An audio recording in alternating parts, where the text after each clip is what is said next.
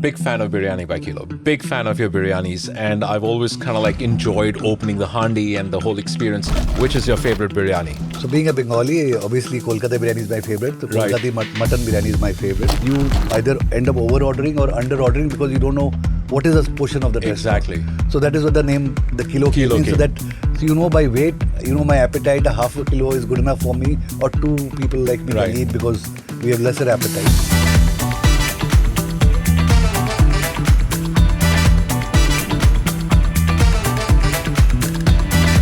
So today we have a very, very special guest, Kausik Roy, the founder, CEO at Biryani by Kilo. Welcome to the Disruptor Den. I'm Ratnesh, the founder, CEO at Pidge, a unified platform for logistics technology. Welcome. Great to have you here. Thank you for having me on board, and it's an honor to be here with you. Yeah, it's look, we've known each other for a while, and I've always had that one question to ask you. Which is your favorite biryani? So being a Bengali, obviously Kolkata biryani is my favorite. The Right. Kolkata mutton biryani is my favorite. Right. Hyderabad is more popular, but I personally like Kolkata biryani for the only reason it has very subtle flavors. So you need to acquire that taste. Right. Not everybody would like it Yeah. straight away like a Hyderabadi biryani. But that's my favorite. I have to say, I'm more of an Avadi Lucknowi biryani. I love the Dum Biryani, and that kind of like takes me to you. Absolutely nailed the biryani proposition, and biryani up until we get it at home, it was always meant to be this very special occasion thing, and I think you captured that very well. Tell me the inspiration behind just going for the Dum Biryani. You didn't, I mean, it's not QSR. I mean, this is fine dining at home. Yes, it is. Give me the inspiration behind So it. I lived in Bangalore for a long period of time, and that is where I think the inspiration of biryani came in, and biryani hit me. We used to make biryani at the home, and I realized that when you actually it's very difficult to make biryani at home in Right. a smaller portion. Yeah. And nobody sells it in smaller portions. When you go out, they have the big digs, which is 15-20 kgs. Right. And they make it twice a day, and they sell out of that.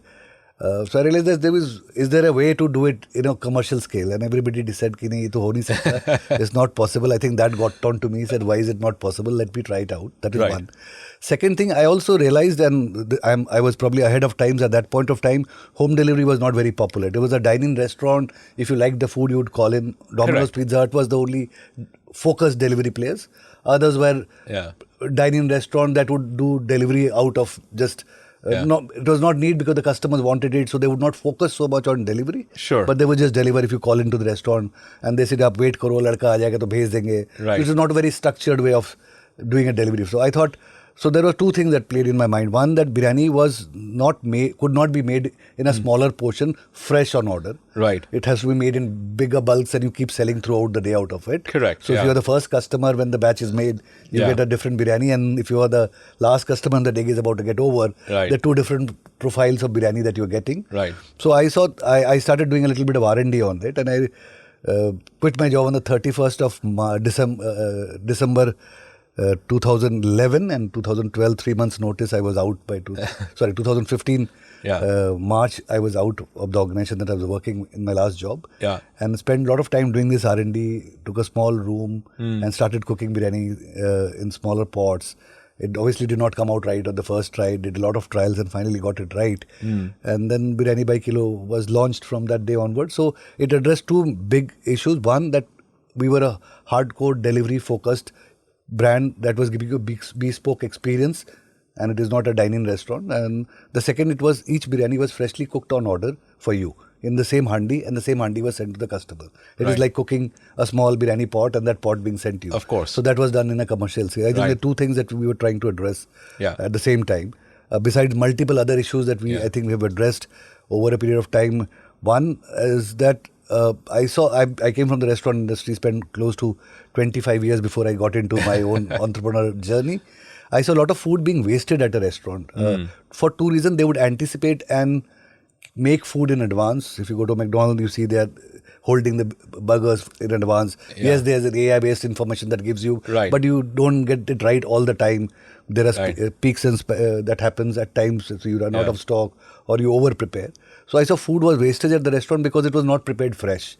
So they had to anticipate and keep. Secondly, the portion sizes were different for a different restaurant. You go to one restaurant, Chinese or Indian, you either end up over ordering or under ordering because you don't know what is a portion of the restaurant. Exactly. So that is what the name, the kilo came in. So you know by weight, you know my appetite, a half a kilo is good enough for me, or two people like me can eat because we have lesser appetite. That is one reason. And preparing fresh on order, there is no wastage in the kitchen. So when your order comes in, we start preparing. The downside is that it takes a little bit more time because it's a slow cooking process. But the upside is that you get fresh cooked order 100%. on order. That is one. It tastes different when it is a slow cooked biryani, unlike which is kept holding for a long time and reheated and served to you. So exactly. So we addressed multiple things at the same time. We were the first in doing many things, and these are a few of them. Wow. So I've big fan of Biryani by Kilo, big fan of your biryanis, and I've always kind of like enjoyed opening the handi and the whole experience. But I'm going to talk about something else. So one thing you and I share in common is we were both in corporate life, and then we became entrepreneurs. If you could go back in time, would you have become an entrepreneur sooner, or how do you kind of like look at that transition? So I think it's a very interesting question, and obviously it plays in a lot of people's mind. Right. And I keep telling people, I think working in the corporate world gets a discipline inside you, which is very, very important when you become an entrepreneur, to get to that discipline. And just to give you an example, I've been a very punctual person, and today also you've seen that I came in on time. Yes, of course, thank you. People match their watches when they give me a time, because that discipline has come to me because I was in the corporate world. There's a certain way you have to conduct yourself. Right. When you become an entrepreneur from the beginning, you probably overlook those small things that are very, very important from a discipline point of view. Interesting. Today we are in the 8th year of our entrepreneurial journey. I'm still the first one to reach office and do my biometric attendance. And people laugh at me, sir, aap attendance kyun laga rahe ho? I said, that's the way I have been built.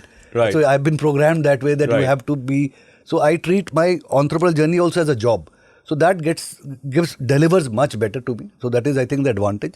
The second advantage, that since you've been in that corporate world and in the same industry that I have been an entrepreneur, it is very easy to build a team quickly.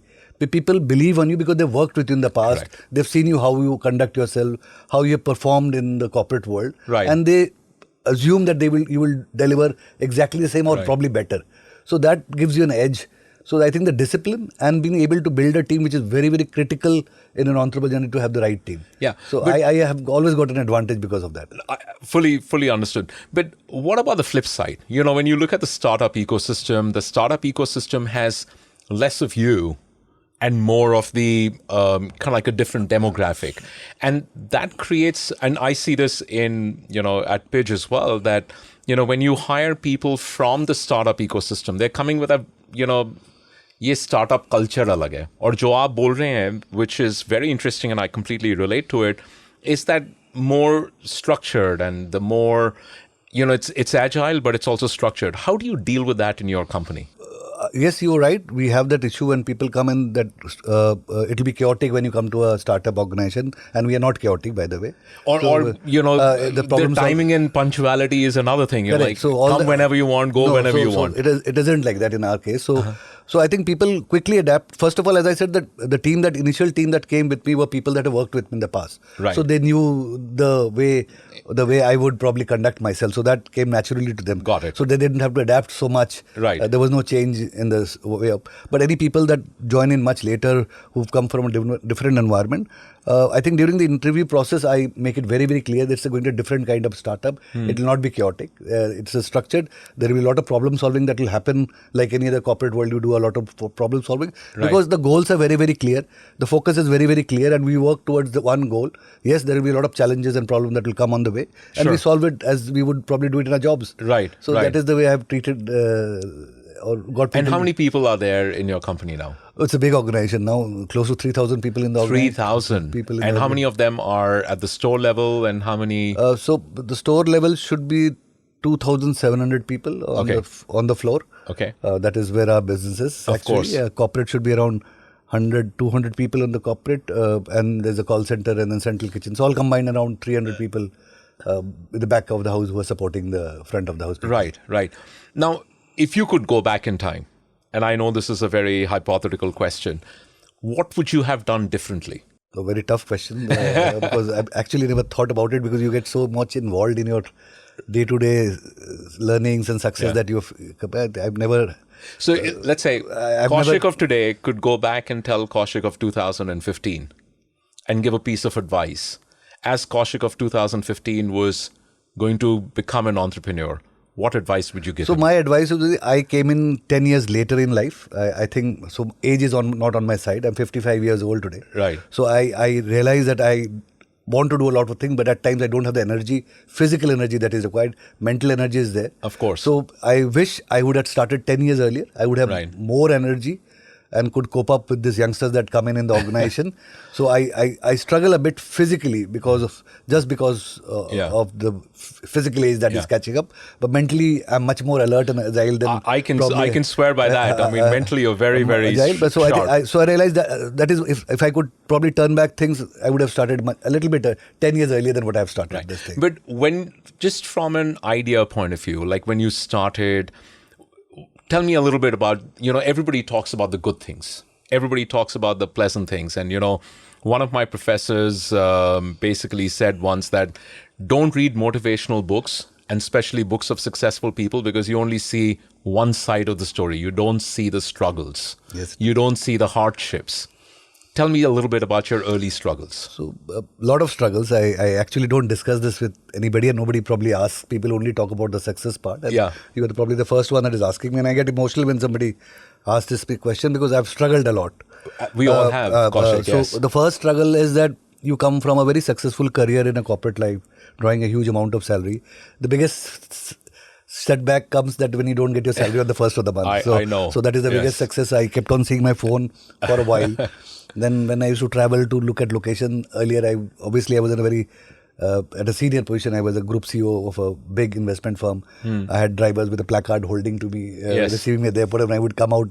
After that, I would probably imagine that somebody's waiting for me. Then I realized I don't have to take Uber and go now. So that was on the lighter side of things. But on the serious note, first of all, I had to elude myself or eliminate myself from all social groups of my friends, college, alumni, for two reasons. One, That's interesting. Tell me why. Two reasons. One was because it needed time and commitment to meet on a Saturday, Sunday, and I was in a business which works hard on a Saturday, Sunday, or a festival day. So I had to cut myself off from my friends, and they thought I'd become arrogant because I've become an entrepreneur.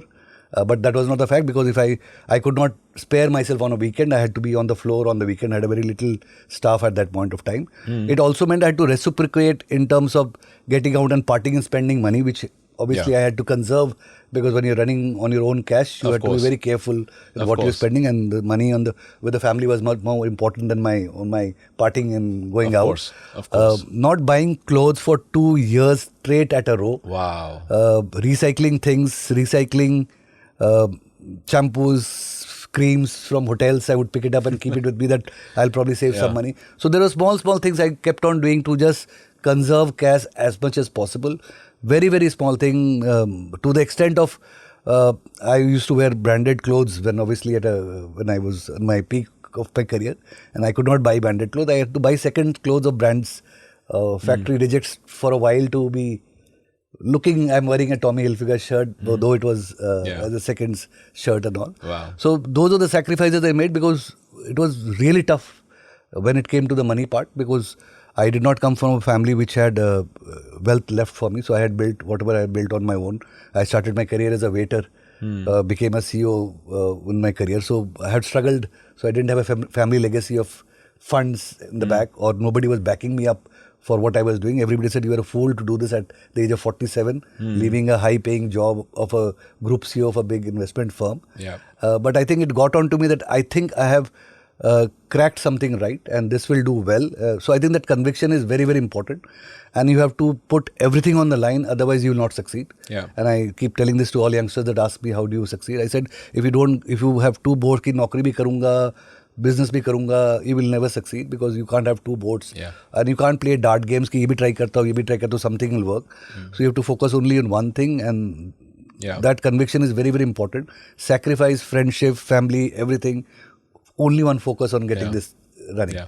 Look, you're very inspirational, Kosik, and thank you for being candid. And I kind of completely relate to that. I quit my corporate career. I was, like you, a global president of a UK listed company, and it hit me when I didn't get my first check. It can be very very distressing. It is. I completely I would relate. check my phone 3-4 times a day too. It was probably, I could not comprehend the fact there is no money coming on the first of the month. Yeah. And people like you are very, very inspirational. But, you've obviously pursued through that struggle. And let's talk about the generational. People like you and I who've built careers from corporate life.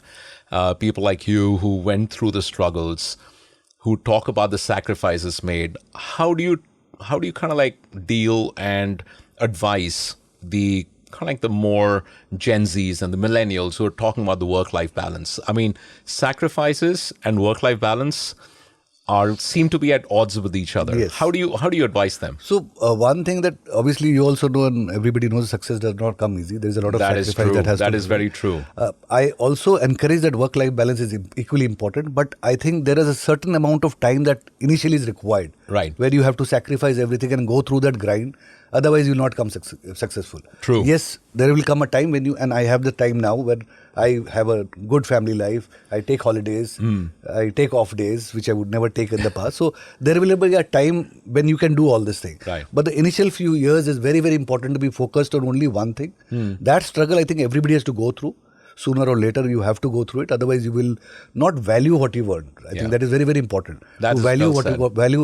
what you have earned. I think that is very important for you. Yeah, that's well said. I think that's a great piece of advice. So what you're basically saying is put in that struggle up front. That's your investment. Yes. And you will get the return on your investment. But the investment has to go first. Yes. Yeah, that's very true. So talk to me about Kosik, the person. How do you de-stress yourself? How do you kind of like, I'm sure you have a lot of rough days at work. What is your way to kind of like just get back into your zone and rhythm? So I think that is very, very interesting. I'm able to switch myself off very easily. Oh, really? So that is one. Tell me about it. So you'll be surprised. I go off to sleep at 9:30 in the night. Okay. I'm still sleep 9 hours a day at this age, and people feel very jealous that how can you sleep for 9 hours at this age? So I 2-3 things that help me to do this. One, I note down everything because I realize that when you don't note down and keep things in memory, you'll not be able to sleep because it will keep ticking in your mind कि कल सुबह उठ के ये करना है मेरे को. Correct. So I make a note of things that has to be done. Would you do that before you go to bed? Before I go to bed, I have I earlier used to write down a notebook. Now I use the phone to write notes or record notes for myself so that tomorrow morning I don't have to. So I don't sleep over it all night, first of all. So I switch it up. First, make a note of things that has to be done in the morning. So it gets done in the morning. Right. Secondly, I listen to a lot of music. I think that music helps a lot in... What kind of music do you listen to? Oldie guy. So I listen to a lot of ghazals. Jagdish Singh is my favorite. So I listen to a lot of Jagdish Singh before going off to sleep. Right. Don't watch TV before going to sleep. That is one thing I don't do because then the movies keep playing on my mind. So that is something I don't do. Secondly, I like music. So I learning the piano now at this very old stage. Oh, wow. So I'm learning with kids who are 6 years old and 7-year-old. कि दादाजी आगे piano सीखने हमारे साथ. So but I'm learning it. So I enjoy getting involved in some activity. Photography is another thing that I pursue a lot whenever I have the time. Right. So those are things. So I switch off. That the simplest trick is to not to keep anything on your memory when you're going to bed. Right. So note it down, keep it, and get up in the morning and read through it so that you know these are the pending things that has to be done. Right. Otherwise, they'll keep playing in your mind. That is one. Second thing I learned from one of my seniors in the corporate world, कि अगर आग लग गया है and it's the middle of the night, you can't do anything. Please go in the morning and switch that fire off. Yeah. Not sleeping will not help. Good advice. Good advice. Putting that fire off. So just fight it in the morning. Right. So I've been lucky when it comes to switching myself off very easily. Yeah. Let's talk about some of the trends that you're seeing now. One of the trends we see with a lot of B2C brands, the consumer brands, is the role of influencer marketing and the role of celebrities in marketing. And correct me if I'm wrong, I think Biryani by Kilo has not... I mean, you don't do too much influencer marketing and you're basically focusing on your product. What's your view on influencer marketing and celebrity marketing? So I think it is a very good medium to get the first trial done. But the product has to be very strong even after the first trial to have the customer. Your business is run on repeat customers. Right. And the second biggest influencer rather than having this paid influencers, are customers Of course. whose word of mouth is much more stronger. And I'll give you an example. Camellias and Aralias, which are one of the biggest apartments here. Yes. I had a regular customer who used to order with me. And he still orders with us. And he said कि यार जब खाना भेजोगे ना मुझे 10 flyer और भेज देना है. I said, sir, why? कहते मैं अपने पड़ोसियों को बांटूंगा. Wow. So imagine a guy at that stature who owns a 25 crore house tells me this. What more would you ask for from somebody? Exactly. Being for an influencer that can't. He would probably do a much better job than any other influencer. But why do you think then, there is an increasing, kind of like a bee to get influencers and celebrities? Because look, I completely understand. At the end of the day, your customer is your biggest advocate and nobody else. So what would your advice be for a lot of these brands? So I think you'll have to pick and choose on what influencers you're doing. So what credibility they have. Anybody with a few followers who does not, and the followers also can be bought nowadays. So you'll have to understand the genuinity of that influencer, one. The kind of influence activity, most influencers do everything on every product and all. So you have to be very careful in selecting the influencer. I'm not against influencers at all. Right. So this is something that everybody is using and you should be using it. But careful in whom are you using. I think that is very, very important. Right. What credibility that person holds, what kind of followers, are those followers your customers or not your customers, is very, very important. Of course. It is not the likes that decide. Of course. Not all people that like that influencer is your customer. Right. So that is important. If you could, and this is a very light-hearted question, if you could have one celebrity to endorse Biryani by Kilo, anyone, you can choose anyone in the world, who's that person going to be? Actually, I never thought about it. But since you asked me, now I have to quickly think on this. Anyone. If you'll say, like, अगर ये biryani by kilo का face बनेगा तो it would be like a personal joy to you. Nothing to do with food. So I worked with Sachin Tendulkar in the past. Right. When I was in my corporate world. Yes. He had a restaurant called Tendulkar's. Yes, I used to go to that in Bombay. So I used to head the operations for him. Oh, really? So I used to meet Sachin once a month to give an update. Whenever there was a launch of new product, he's a great foodie guy. Oh, yes. So every time the new money was launched, he would come and do the trials and all. So I like his, besides being a great cricketer, he's a great big foodie himself. Right. I remember he telling me in the middle of the night, "Ke vada pav la do." I would get him a vada pav for him. So I would like him. So I think I idolize him a lot. So not because I think people like his honesty and the way he has grown and everything. Of course. He's also come up this thing. So I can relate to him a lot. Right. And I would like him to be one of my brands. And I think he'll do justice to it. Right. Also. No, I have a lot of regard. I mean, there's a reason why he's called the god of cricket. So clearly, what he embodies. And then I think after Tendulkar's, there was another restaurant called Sachin's. Sachin's. I handled both of them. Oh, you handled both? I think Sachin's was in Mulund. Mulund Mall. Correct. I used to go there. And Tendulkar was in Kolaba. Correct. Yes, correct. I was correct. In fact, I had the fortune of meeting Sachin Tendulkar himself. And we were dining there and he was with his family. And then we requested, like, can we just get a photograph with him? And I organized his 35th century when he made after the tennis elbow. And, right. So that celebration happened in the restaurants and I organized it. Oh, wow. That must be pretty special. So do you know if he's ever ordered the Biryani by Kilo? No, I haven't. You don't know? I would not know. I would not Okay. know. Right. So just staying on the marketing side and staying on the trends. Now, in the last 8 years, how have you seen the customer evolve and customer change? So the customer, just in relation to your customer product. has changed over a period of time. I think, first of all, when we started 8 years back, there were only 3 or 4 biryani players in Gurgaon. I'm just giving an example of Gurgaon as of now, and you can probably use it across the country. Of course. Now must be 60, 70 players of biryani players, and we're still the top in spite of so many players being there. Right. But the customers' preferences have changed for 2 reasons. One, I think, we take a little bit more time than everybody else. So speed is important. And we are trying to launch a new section called the Tufani section, which will be delivered in 45 minutes, but still sticking to our philosophy of fresh cook on order. Right. But it will be a smaller menu. So I think things have changed. One, because of competition, people get a lot of choices now, and they are willing to try for the first time any new restaurant that comes up for delivery or dine-in, and then probably come back to you because they probably find yours much better. Of course. So that is one change. I've seen that people are trying out new brands that come in, so that Right. people are giving everybody an equal opportunity, which is good in a way, and then they evaluate and come back to you or not come back to you is their personal preference. So that is one change that I've seen over a period of time. I think with the aggregators coming in, which I have seen coming in, they were not there when I started off. Right. Discount plays a very, very important role in The choice. decision making of the customer. Yeah.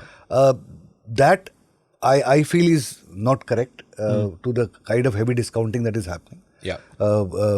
Because then you do not know your product is selling because of discount or your food is good. Exactly. So I think then it gets a very difficult for you to, because end of the day your product will make you succeed and you will stay long in the market. Yeah. With discounting, you might initially get huge volumes, but you don't know it is because of your product or discount. So that is, I think, that is a big change that I've seen, which I pray and I think it will obviously rationalize over a period of time, because it is not Yeah. easy to run a business with those kind of heavy discounts. So let's talk about those two elements that you've talked. Tell me, how has the demographic of your customer changed? Are you seeing kind of like more, older customers getting younger? What's your demographic today like? When we started off, our customers were older, people like us who probably would, because we were premium, our AOV was very high. Of course. Biryani was expensive. Yes. Most expensive biryani in Gurgaon at that point of time. So people over a certain stature would probably be able to order. Right. Over a period of time, we've been able to optimize and get better discounts on our purchase and all. We've been able to maintain our costs and probably we're a little bit premium than any other player. So over a period of time, I've seen youngsters coming in. I feel very nice. I meet a lot of youngsters, 18, 19 years old, कि uncle आपका biryani खाते हैं regularly, and it feels really nice. My daughter's friends tell me they eat our biryani, and I was ऐसे pizza नहीं खाता, नहीं आपका biryani खाते हैं. So that gives me a lot of encouragement that youngsters are now willing to try products which are more mature for their taste and profile. Right. So that is the big change that I've seen. So the profile, I would say, are more, earlier it was more 45 plus, now it has gone down to 35 and below also. So which is a big shift, I think, a great shift. Right. So let's talk about your daughter. How old is she? She's 19 now. 19. Does she advise you on your business? They say, Dad, you should do this, and Dad, you should do that. Though when I started off, I remember she said, I told her, what do you do? I said, I'm a restaurateur. कहते restaurateur क्या होता है? I've heard about other profession, but this is not a profession. I said, this is a profession. Right. So she would not know, and she said, क्या biryani बेच रहे हो? What is all this? Then one day she went to school, and when we had become a little decent size, and people knew us by name, she came back and says, Papa, my friend said they know Biryani By Kilo. I felt very nice that now people know you by name, your brand people. So I think she also feels very proud of the fact that we've become, when obviously when you're very small and one restaurant, nobody knows you. Of course. So she was also jittery that what is going to happen, how will my life run. That is also important for them. So what's that one advice she's given you about biryani? I think two parts. What's the one advice she's given you about biryani? And what's the one advice she's given you about business? I'm sure she must give you advice. So she's, one thing, the name of the company, Biryani By Kilo, is owned by a company called Skygate Hospitality Private Limited, which was named by her, by the way. When I was thinking of a name, I asked her, she said, keep it Skygate. She was looking at the Skygate, and that is how the Skygate Hospitality came in. That's the name that she'd given. Oh, wow.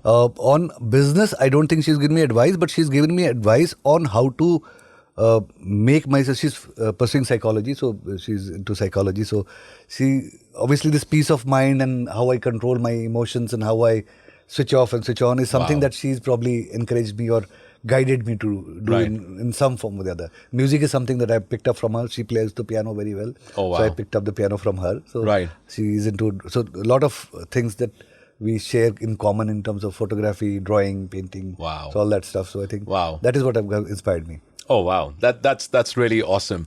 So just coming back to the customers, I mean, the customer today wants everything now. In an age where companies are delivering everything in 10 minutes. Yes. And that becomes kind of like the go-to place, and, food, everything needs to be now. It's last minute ordering. I know you're launching Tufani, but where do you see the future of Biryani By Kilo? Do you see this becoming faster, or do you see you maintaining the kind of like the sanctity of that preparation? So our sanctity lies in fresh dum cooking. Right. Obviously, the fresh dum cooking needs a certain amount of time. When we started off, it used to take 1.5 hours to dum cook. Oh, wow. With technology and all, we now cook it in 30 minutes time. So obviously, Right. we've changed equipments, got into new technology Right. with a lot of R&D, and we've been able to reduce the time. Right. And further reduce the time to 20-25 minutes. But there is a certain amount of time which is still required to do fresh cooking, obviously. So we will not be able to deliver in 10 minutes time ever until unless we start freezing like any other people and reheating Then and it's not the serving. same. So we will not move away from that basic ethos that we have believed in so far. That is one thing. Yes, we will strive to make it faster, more convenient for the customers to order. We are going to use a lot of AI based in our platform. We are integrating AI based information to the team so they're able to anticipate much better. So they don't have to open the fridge and run for things and all. Right. So they know if it is Saturday 7 to 9, this is the SKU that sells between this hours and all. Right. So organizing ingredients faster and all. So making the assembly process a little bit faster, Right. making the dispatch the cooking time is something that we cannot cut down, but there are a lot of steps Of course. pre and post the cooking. Of course. Which is assembling, packing. Yeah. So that we want to use a little bit of technology and guide them, streamline the process, measure the work motion study and see how we can cut down steps Right. in certain places. So to speed up the process. Right. So obviously we want to deliver faster, but keeping the cooking standard time, but other things we cut down and make it faster. Got it. We are also now doing more micro market strategy whereby we're opening outlet closer to each other. Right. So just to give an example, Gurgaon had 1 outlet, now we have 5, we're opening the 6th one. So we are getting much closer to each other. So the delivery time is something that we can cut on by reducing course. the Yes. distance. That is something we are doing. Excellent. So these are things that we're working on. So, that's a very interesting thing. Now, you're getting very close to your century. You're 98 and Yeah. opening 2 more. Yeah. But you've never thought of franchising. And when you really look at large chains, I think you would be amongst the largest biryani chain. Yes. What are your thoughts on franchising? So franchising is something we were very clear from day one that we will never franchise in India, at least for Right. sure, until unless we run out of money or we are where our investors Did Pizza Express ever have franchise? So they have master franchise for India. Okay. I worked with Pizza Express. I know you. Yeah. That's why I'm asking So you. they have master franchise for Right. India. So the Indian is a master franchise. For same as McDonald's has a master franchise course, in India. yes. And so at Pizza Hut and all. But India, we've always wanted to do on our own. I had done a lot of franchise in my past, in my corporate life. And I realized that if you have to be consistent across the board, you have to run it on your own. The passion your own team delivers, I think a franchisee does not.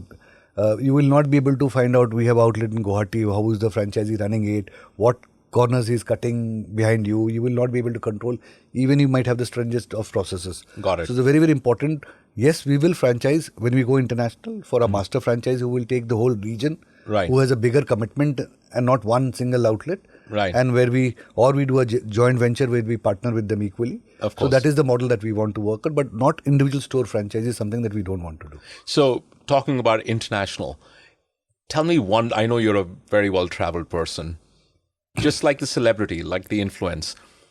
Tell me one location in the world where you would love to see Biryani by Kilo. Just because of the beauty, I would like Scotland. Okay. It's something that that's a country that I like a lot. Right. But obvious choice would be London. I think it will do very well. People have already. I saw Me Too players when I was in London this Christmas. I saw a lot of Me Too players already being there, Yeah. copying a handi and copying the kilo Yes. words, and somebody send it to me. You go out and visit. Right. So I think it's an obvious choice of destination. Where in London? Where in London is something that I've not thought of, but What's that one place you would just love to say, whether it's outside Buckingham Palace or there? Where in London? no, I think Kingston would be probably Kingston? will be a better choice. Right. Affluent people stay. Right. That is one area that I think would be. Right. And Anything around the Hyde Park area, I think. should anything be around Hyde Park. area. I think that would be pretty sensational. No, that's great. So let's talk about your travels. I mean, you obviously have traveled, and what is that one inspiration from like a takeaway restaurant or a delivery restaurant globally that you have tried to incorporate in Biryani by Kilo? Or internationally or in India, what is that one inspiration, the biggest inspiration you've had that I should be able to do this? Or if there has been one? So I've always been inspired by the customer service of Bose. So it is nothing Nothing to do with food. our industry. Yeah. But and Amex, I think two companies I admire Well, a Amex, lot. of course, yes. I admire a lot, and I'll give you an example. When I moved into Gurgaon, I just called up American Express to change my address and all. Right. And the way the guy started talking to me on the phone as if he's known me for years together. So I admire that passion with which each employee works in that organization. And if you go to a Bose store, the way they will explain to you about the sound system. So I want to replicate that passion in every individual. Yes, I know I have passion. The initial key members of my organization have that passion for the product that we sell. Right. But when it is a 3,000 strong employee, it is gets very difficult. So I want to replicate and understand how this big organization deliver that or get that passion in every individual in the organization. Right. So that is something I want to replicate, which I have not been successful yet, but it's something I want to be. So if there was that one advice you would give to your team, just in terms of customers, or let me rephrase that. What's the one advice that you tell your team from a customer service point of view or a customer success point of view? What are you always telling them? What's Kausik's customer mantra? My simple is that if you were a customer, how would you feel if you were treated like this? That is the simplest answer I gave to everything. Right. The second thing I tell that people, my customers, that don't lie to your customers. Right.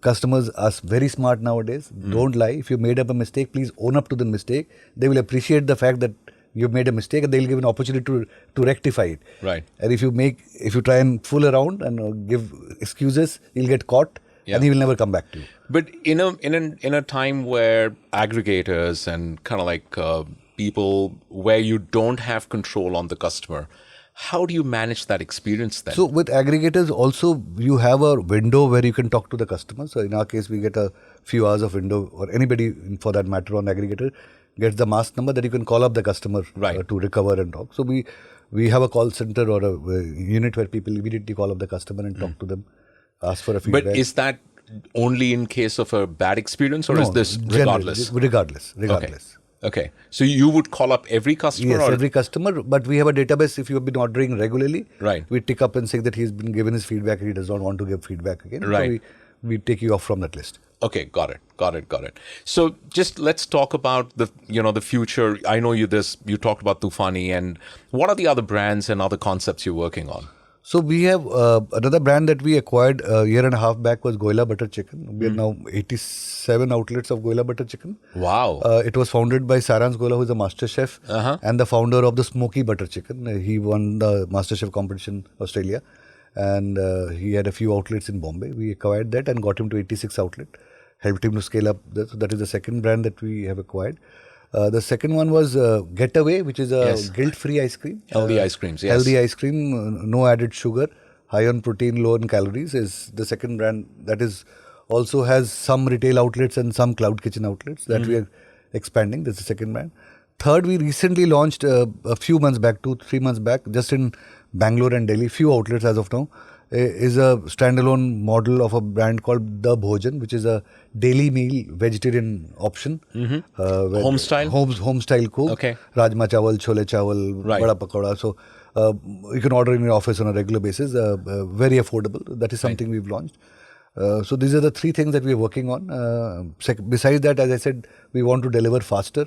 Fresh dum cooked biryani. So we've launched the Tufani range now, and it is available. Last week only we started this, so it is also available.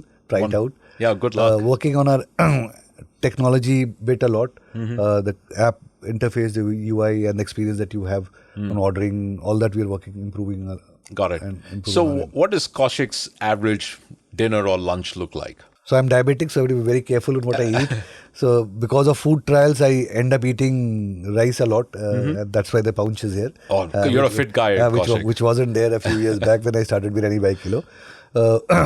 So I avoid carbs altogether. So even if I have to try a biryani, try the chicken, which is the most important part, the meat part, and see if it is cooked properly or not. Right. The flavors are there or not, and few grains of rice too. So I avoid carbs as much as possible to get my sugars in control, and I have been very successful in doing it. Dinners are usually salads and grilled chicken or grilled fish. That's it. Red meat I avoid as much as possible. Right. So that is my usual thing. I like desserts a lot. So I have my own sugar-free ice creams of my own brand. So that's a blessing. Maybe is that the reason why you bought the brand and like, let me get sugar-free ice cream? No, not because of it. I like ice creams a lot, but this just happened, and I was very happy that at least I can now have my own ice creams. But the first time when I heard of Getaway, I thought Way was with a W-H-E-Y, but then I realized that it's a W-A-Y. So it was with W-H-E-Y when we acquired the brand. Oh, was it? It was in Shark Tank. They came Yes. on Shark Tank. It was W-H-E-Y, and they had protein-based Yes. ice cream. But later on, we shifted. We also have keto ice creams, which are with high protein content, but regular ice cream without sugar also. Got it. So Getaway is getting away from unhealthy. Yeah. Getting away from sugar. Sugar-free is naturally sweetened or is this artificially sweetened? So we're adding sweetener called 1 grade above stevia, which is called Monk fruit? No, the other one. I'm sorry. Okay. I'll come back Doesn't to matter. Doesn't matter. So you're basically still working on natural sweetness. No chemical sweetness. No chemical sweetness. So Getaway is all natural. Yes, sir. That's fantastic. What is your view on other kind of sweeteners like date and jaggery and, is that something that you guys we are use? experimenting with a few products with date-based sweeteners now. So only 2 products we've launched. One chocolate bar with date-based, 2 chocolate bars in fact with date-based sweeteners. Just launched 10 days back, so we yet to know what's the reaction on that. Right. But we're experimenting on that as well. So sweetness and desserts and sweets is your weakness. What other weaknesses does Kosik have? I think music is something that I keep harping back onto the same. Whenever I have close to 13, 14 speakers in my house, and my wife gets very irritated. I have one in the bathroom as well. Yeah, you were talking about your music room that you were trying to set up. I'm building a music room for myself, finally, which I have dreamt for a long, long time. Awesome. So soundproofing it, and so I can listen with full blast music. So there's whenever I have an opportunity, Do you listen to music in the office? In the office, yes, I do have speakers in my office also. Oh, you have speakers in the office? Okay. So whenever I have an opportunity, I always listen to music. That is something I love doing it. That's your go-to relaxing thing. And, again, you have obviously developed a mechanism to cope with stress with, you've kind of like trained yourself. As you say, you don't take worries back. What's the one advice that you would give to a young entrepreneur or even someone like who's in college and dealing with a lot of things?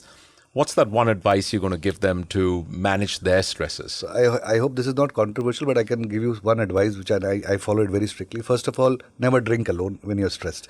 Right. I never drink alone when I'm stressed. Good advice. And never drink when you're stressed, first of all.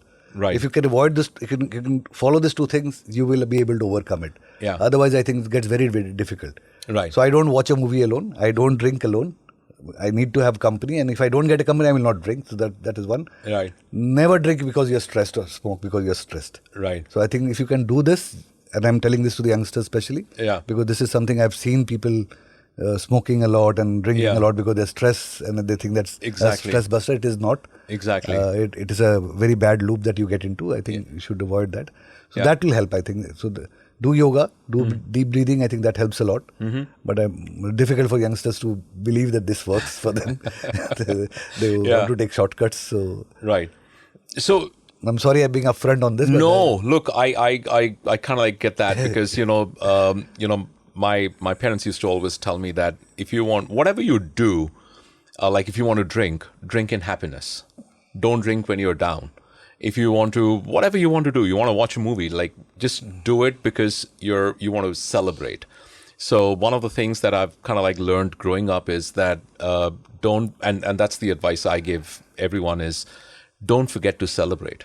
Life has its up and down. Life is challenging, but learn to celebrate your little successes. And that sense of celebration, that's something that I always believe in, builds a sense of gratitude. You're always thanking for what you have. And I think when you build that sense of gratitude, you obviously have, it kind of like is a much better mind space to be.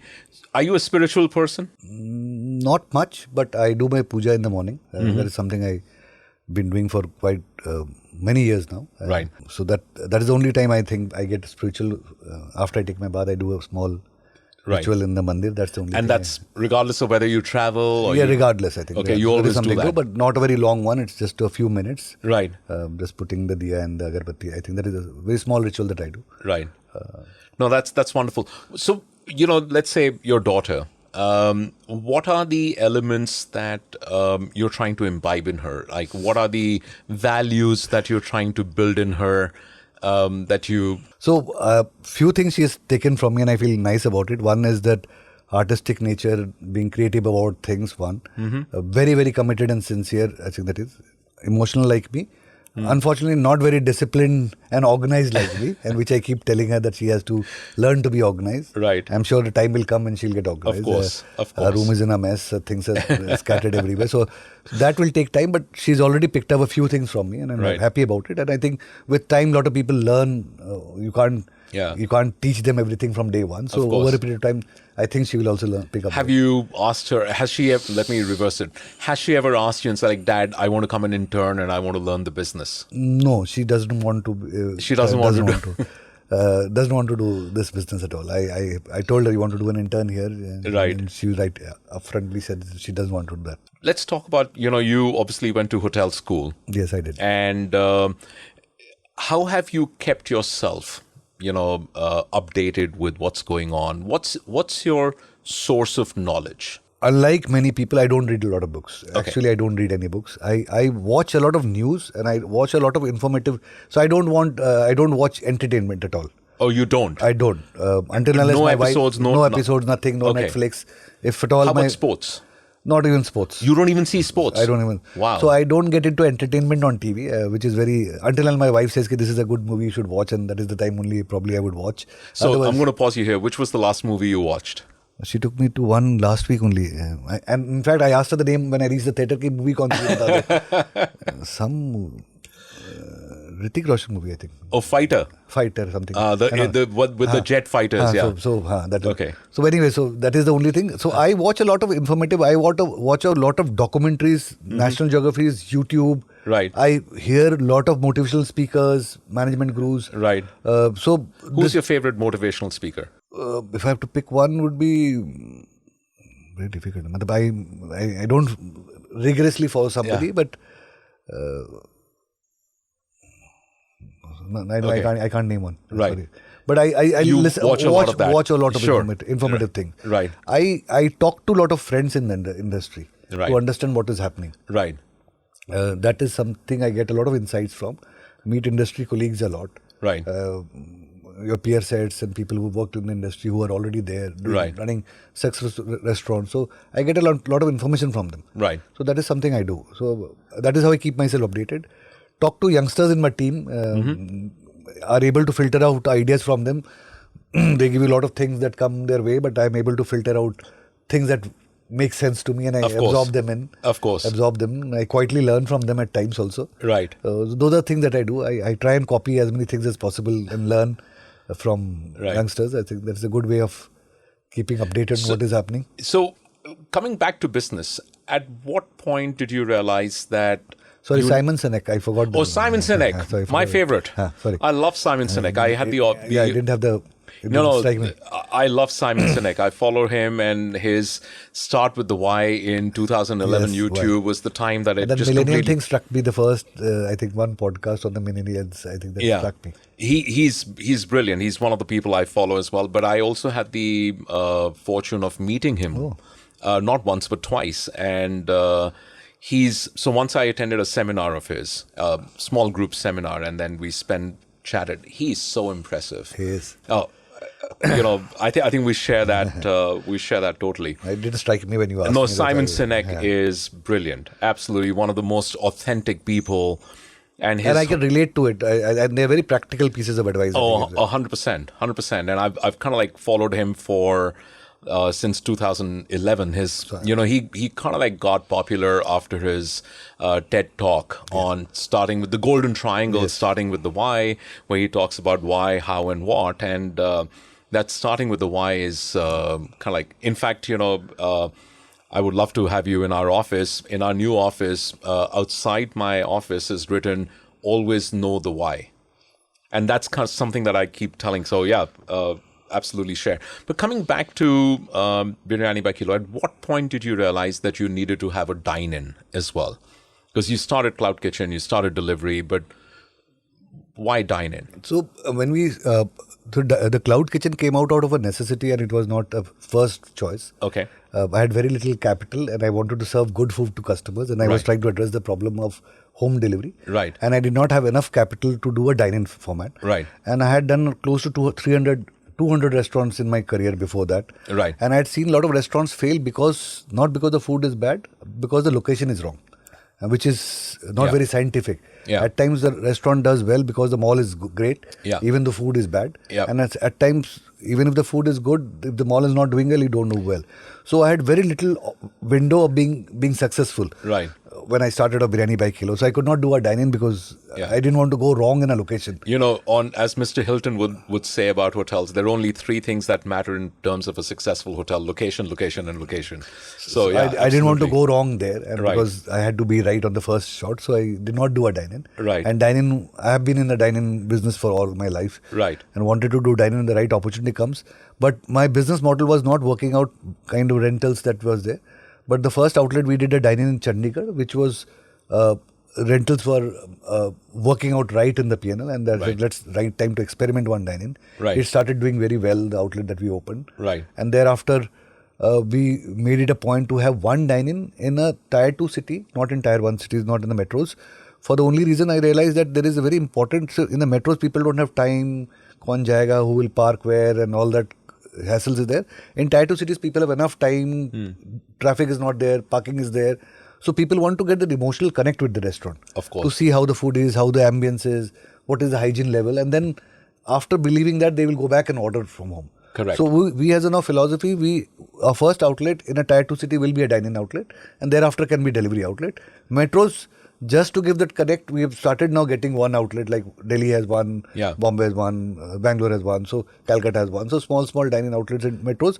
But for tier 2 cities, the first outlet will be a dine-in outlet. Right. So your dine-in is a part of strategy to create brand awareness. Yes. That's what dine-in is. Just the emotional connect of the customer. Correct. Okay. You're dealing with a brand that follows hygienes, that is premium, gives you good food, and because when you're ordering from a cloud kitchen, you don't know where you're ordering from. Yeah, of course. So that connect is very, very important. Of course. So dine-in is basically to create that brand experience. Now that makes perfect sense.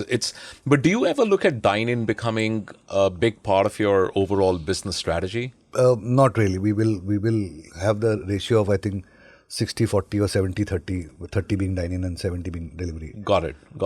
So